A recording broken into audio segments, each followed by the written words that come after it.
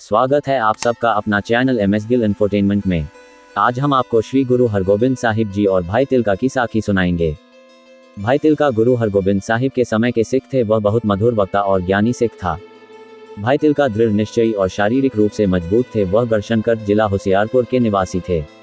उन्होंने गुरु अर्जन देव जी से चरण पाहुल लिया और सिख धर्म ग्रहण किया। गुरु हरगोबिंद जी ने भाई तिलका जी को सिख धर्म का प्रचारक नियुक्त किया। शहर के लोग भाई साहब के जीवन से बहुत प्रभावित थे।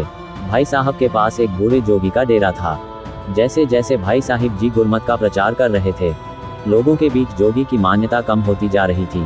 इस बात से जोगी के मन में हमेशा जलन बनी रहती थी। जोगी पाखंड से लोगों को प्रभावित करने की कोशिश करते थे, लेकिन सिख धर्म के सुंदर सिद्धांतों के सामने उनकी एक न चलती थी। एक दिन जोगी ने एक नया पाखंड रचा। उन्होंने अपने शिष्यों के माध्यम से ये बातें फैलाई कि राती जोगी को शिव जी ने दर्शन दिए हैं और कहा है कि जो भी जोगी के दर्शन करेगा उसे 1 वर्ष के लिए स्वर्ग मिलेगा। ये खबर पूरे इलाके में फैल गई। विचारशील अज्ञानी भोले भाले लोग जोगी की चाल में फंस गए। जोगी को देखने के लिए बड़ी संख्या में लोग आने लगे, लेकिन गुरबानी समझने वालों पर इसका कोई असर नहीं हुआ। जोगी ने अपने एजेंट के माध्यम से भाई तिलका जी को संदेश भेजा कि वे आकर जोगी से मिलें और 1 वर्ष के लिए स्वर्ग प्राप्त करें। भाई साहब पूर्ण गुरसिख थे। उन्होंने जोगी की बात नहीं मानी। जोगी ने बहुत आग्रह किया कि भाई तिलका जी आएं, परंतु भाई साहब उस पाखंडी को देखने नहीं गए। आखिरकार हारकर जोगी अपने शिष्यों और अन्य लोगों के साथ स्वयं भाई तिलका जी को दर्शन देने आए।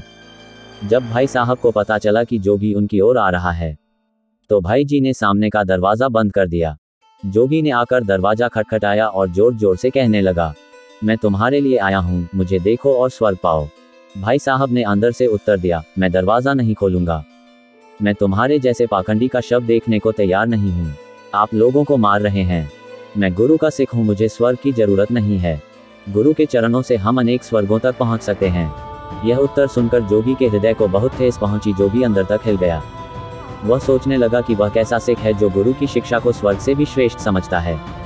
अगर ये सिख इतना महान है तो इसके गुरु कितने महान होंगे। उस गुरु का उपदेश और उपदेश कितना महान होगा। इसे पढ़ने के बाद मेरे जैसे लोगों के पाखंड की स्पष्ट समझ हो जाती है और फिर एक सिख को धोखा नहीं दिया जा सकता। जोगी ने गुरु से दरवाजा खोलने की विनती करते हुए कहा कि मुझे भी गुरु के पैर पकड़ने चाहिए, जिनमें से आप एक सिख हैं। जोगी का यह अनुरोध सुनकर भाई तिलके ने दरवाजा खोल दिया। भाई तिलका जी क्षेत्र की संगतों और जोगी और टी के अनुयायियों के साथ गुरु दरबार पहुंचे। सद्गुरु जी ने सभी को गर्मजोशी दी। सिख धर्म का उपहार प्राप्त करने के बाद वह गढ़शंकर वापस आए और सिख धर्म का प्रचार करना शुरू कर दिया।